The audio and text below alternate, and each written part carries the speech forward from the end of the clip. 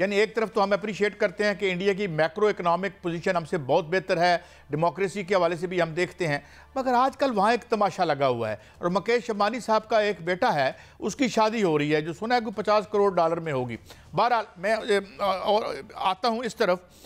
अच्छा, अब मैं आपको थोड़ा सा टाइम लेता हूँ आपका। अब ये तकरीबन उन हारों की कीमत मैं नहीं बताता जो हार पहनाए जा रहे हैं कितने करोड़ों के हैं, मगर कुछ फिगर्स आपके साथ शेयर करता हूँ। मैंने आज ही काम किया कि इंडिया में जो पॉवर्टी लाइन है, खत्ते अफलास है, वो क्या है।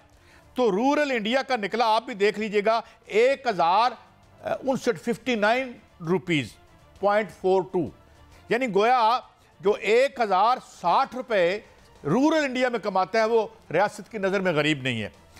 शहरों में 1286 रुपये ये है। अच्छा, एक मल्टी डायमेंशनल पॉवर्टी इंडेक्स है जो साउथ एशिया में सबसे ज़्यादा है, उसमें 70% लोग इंडिया के हैं। और एक तरफ ये एक माशी फाशी जो आप देख रहे हैं, और मैं इन बातों में नहीं जाता कि धीरू भाई अंबानी जो है उनके बारे में जो एक किताब छपी थी, उन्होंने किस तरीके से मार्केट से उठवा लिया था, या जो बिरला साहब की किताब एक फॉरेन जर्नलिस्ट ने उनकी मनी लॉन्ड्रिंग के बारे में, वो उन्होंने तीनों के तीनों एडिशन खरीद लिए थे। तो हजूर ये जो एक तमाशा लगा हुआ है, ये इसको आप देखते हैं कि एक तरफ गुर्बत की जिल्लत है और किसान जो है वो चढ़ाई कर रहे हैं इस वक्त दोबारा से दिल्ली पर। तो ये जो अनइवन डेवलपमेंट है, ये तो यही नहीं गले पड़ गई आपकी लिबरल डेमोक्रेसी की? देखिए, ये बिल्कुल एक पूरी दुनिया में एक सवाल है कि क्या लिबरल डेमोक्रेसी जिस तरीके से वहां पे और फिर उसमें कैपिटलिज्म ग्रो करता है और अमीर अमीर तर हो जाता है, गरीब गरीब तर हो जाता है, तो वहां पे एक प्रॉब्लम तो आता है। लेकिन इसका मतलब कैपिटलिज्म बहुत बुरा नहीं, लिबरलिज्म बहुत बुरा नहीं है। मसला यह है कि हमेशा दुनिया भर में मसला पैसे की तकसीम होता है, पैसे की तख्लीक नहीं। यानी रुपए दौलत की तख्लीक जो है वो तो किसी और अंदाज में होती है, और जो वेल्थ क्रिएशन है, यानी मेरा मतलब कहने का, लेकिन वेल्थ डिस्ट्रीब्यूशन पे हमेशा सवालिया निशान रहते हैं। ये तो बहुत सारे मुल्कों में डेमोक्रेसी की जो कमजोरी है, उनकी इंस्टीट्यूशनल कमजोरी जो है वो वहां पर प्रॉब्लम बनती है इस तरह की अनइवन ग्रोथ का, कि जिस तरह आपने बताया कि खत्ते अफलास से नीचे जो लोग हैं वो बिल्कुल एब्जेक्ट पॉवर्टी में रह रहे हैं, और जो ऊपर के लोग हैं तो बहुत एक दफा मैं आपको रोक के एक फिगर देना चाहता हूं ताकि आप अपनी बात जारी करें।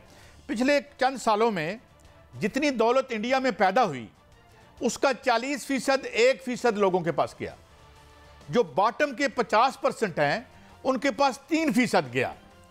तो हजूर ये फिर लिबरल डेमोक्रेसी जो है। अच्छा, उसके बाद आपकी असेंबली में किसी गरीब आदमी, चाहे वो इंडिया की हो, किसी गरीब आदमी का बाहर से गुजरना मुमकिन नहीं है, कुजा के वो इलेक्ट हो जाए। और जी हजूर जारी रखिए। बिल्कुल ये बात आपकी ठीक है कि ये आपने इंडिया की एक स्पेसिफिक एग्जांपल दी है, लेकिन आप अमेरिका की एग्जांपल भी तो देखें, वहां पे भी डिफरेंसेस बहुत ज्यादा है। आप अगर इंग्लैंड में चले जाएं तो वहां पे भी डिफरेंसेस, यानी टॉप में और लोएस्ट में काफी फर्क है।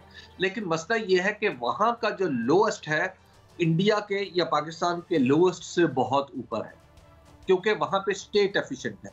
चीन ने यह तजुर्बा किया है, दुनिया में ये तजुर्बात हो चुके हैं, साउथ कोरिया में ये तजुर्बात हो चुके हैं। देखिए, जहां पे भी एफिशिएंट गवर्नमेंट होगी, गुड गवर्नेंस होगी, लोगों को उस गवर्नमेंट के ऊपर भरोसा होगा, तो अल्टीमेटली क्या होगा कि जो पुअरेस्ट ऑफ द पुअर है वो हमेशा थोड़ा सा ऊपर आएगा, और नो डाउट ऊपर वाला ऊपर जाएगा, लेकिन उसका कम जो मिनिमम स्टैंडर्ड ऑफ लिविंग है वो एक काबिल बर्दाश्त सतह पे रहता है। लेकिन जो इंडिया में आप देख रहे हैं, या जो कुछ पाकिस्तान में होता है, या इवन जो बांग्लादेश में हुआ है, वहां पे प्रॉब्लम क्या है? अच्छा वक्त कम है, एक दिलचस्प चीज मैं आपके साथ शेयर करना चाहता हूं।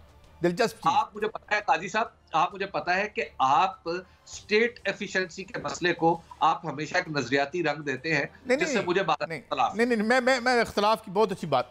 जावेद नकवी साहब एक बड़े रिस्पेक्टेड जर्नलिस्ट हैं, डॉन में लिखते हैं, इंडिया में, दिल्ली में उसके। उन्होंने एक कॉमेडियन ने एक बात की है इंडिया में।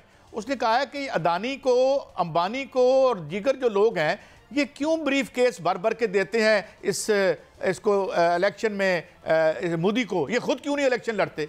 हालांकि मेरे ख्याल में हमने इस नसीहत पर खुद अमल कर लिया है, हमने बीच में से वो फारग कर दिया है। तो हुजूर बात ये है कि अगर इस डेमोक्रेसी को 5-7 टाइकून्स ने इंडिया में कंट्रोल करना है और वही कर रहे हैं, उन्हीं का काम हो रहा है, इसलिए सरापा एहतजाज फिर चढ़ाई कर रहे हैं किसान वहाँ पे, तो आप समझते नहीं है कि ये जो सरमाए के चुंगल में है डेमोक्रेसी, यही इसकी जो है एक इसकी मौत की या इसकी जो एक सुसान इर्तहाल होता नजर आता है, उसकी वजह है? मसला ये है कि आपने जो डेमोक्रेसी का फैसला इंडिया के आदाद-ओ-शुमार पे करना शुरू कर दिया है। डेमोक्रेसी के मुस्तकबिल का फैसला और भी कई इंडिकेटर्स पे हो सकता है। मिसाल आप इसकी देख लीजिए कि यूरोप के अंदर क्या हुआ। यूरोप के अंदर क्या डेमोक्रेसी ने जो समरावर हुई या नहीं हुई। इसी तरह अमेरिका में आप देख लीजिए कि किस तरह उस सिस्टम ने पिछले 200 साल में खुद को मौका ब मौका खुद को उससे एडजस्ट किया। इसी तरह आप देख लीजिए कि जहां एक तरफ मार्गरेट थैचर का उनकी थी अंडरस्टैंडिंग ऑफ इकोनॉमिक्स, और आज जो ऋषि सुनाक जो वहां पे कर रहे हैं उसके भी असरात सामने आ रहे हैं। देखिए, पूरी दुनिया में डेमोक्रेसी मसले का एक ऐसा हल तजवीज़ करती है जो सब के लिए काबिल कबूल होता है। हर बंदे को अपनी जो है हर बंदा उसमें अपनी हैसियत का असर नौ तयन करने का मजाज होता है। यहाँ पे तो प्रॉब्लम पाकिस्तान के अंदर या इंडिया जैसी जमहूरियतों के अंदर ये आ गई है कि यहाँ पर अपॉर्चुनिटी भी इक्वल नहीं है। जो इक्वालिटी डेमोक्रेसी देती है वो असल अपॉर्चुनिटी की इक्वालिटी देती है। यहाँ पर प्रॉब्लम इन जो जैसे तरक्की पजीर मुल्कों में आ गया है कि यहाँ पर जो इक्वालिटी ऑफ अपॉर्चुनिटी है वो भी खत्म